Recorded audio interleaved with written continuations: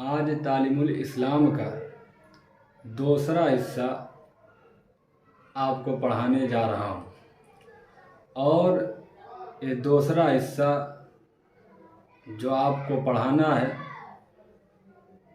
और जो आप पढ़ेंगे उसे हमेशा के लिए याद करना है, इसलिए कि ये सारी चीज़ें जो तालीमुल इस्लाम के दूसरे हिस्से में हैं, अगर आपको याद रहेगा हमेशा के लिए, तो फिर कोई आपसे कुछ सवाल कर दे कि जैसे आज ही दूसरे हिस्से में इस्लाम की बुनियादें कितनी चीज़ों पर हैं। अगर कोई आपसे पूछता है कि बताओ इस्लाम की बुनियादें कितनी चीज़ों पर हैं, अगर आप उसको याद रखेंगे हमेशा के लिए तो आप फ़ौरन जवाब दे देंगे। तो इसमें सवाल किया गया है इस्लाम की बुनियादें कितनी चीज़ों पर हैं।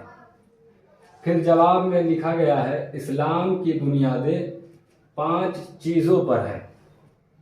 फिर सवाल किया गया है कि इस्लाम की वो 5 बुनियादें क्या क्या हैं। फिर जवाब दिया गया है अव्वल कलिमा तय्यबा या शहादत के मतलब को दिल से मानना और ज़बान से इकरार करना, दूसरा नमाज पढ़ना, तीसरा ज़कात देना और चौथा रमज़ानुल मुबारक के रोज़े रखना और 5वां हज करना। ये सारी चीज़ें आपको याद करना है। किसी ने आपसे पूछा कि इस्लाम की बुनियादें बताओ क्या हैं, तो आप याद रखेंगे तो उसको बताएंगे इस्लाम की बुनियाद 5 चीज़ों पर है। अव्वल कलिमा शहादत या कलिमा तय्यबा के दिल से मानना और ज़बान से इकरार करना, दूसरा नमाज पढ़ना, तीसरा ज़कात देना और चौथा रमज़ानुल मुबारक के रोज़े रखना और 5वां हज करना। फिर सवाल किया जाता है बगैर माने और मतलब समझे हुए, बगैर माने और मतलब समझे हुए ज़बान से कलिमा पढ़ लेने से आदमी मुसलमान हो जाता है। पूछा जा रहा है कि बगैर माने और मतलब समझे हुए सिर्फ ज़बान से कलिमा पढ़ लेने से आदमी मुसलमान हो जाता है। फिर जवाब में दिया गया है ज़बान से कलिमा पढ़ लेने से जवाब में लिखा गया है कि बल्कि नहीं बल्कि माने समझकर दिल से यकीन करना और ज़बान से इकरार करना ज़रूरी है।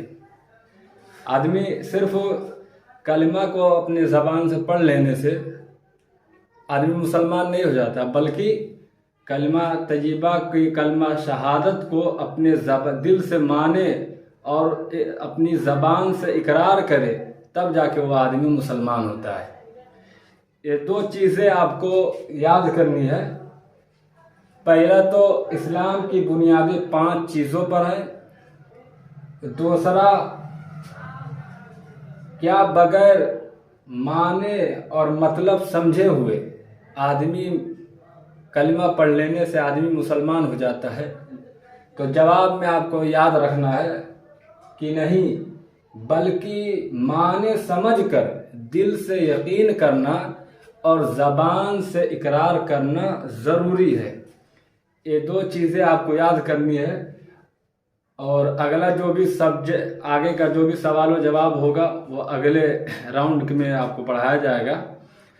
आज के लिए सिर्फ इतना ही याद करिए आप लोग और इंशाल्लाह फिर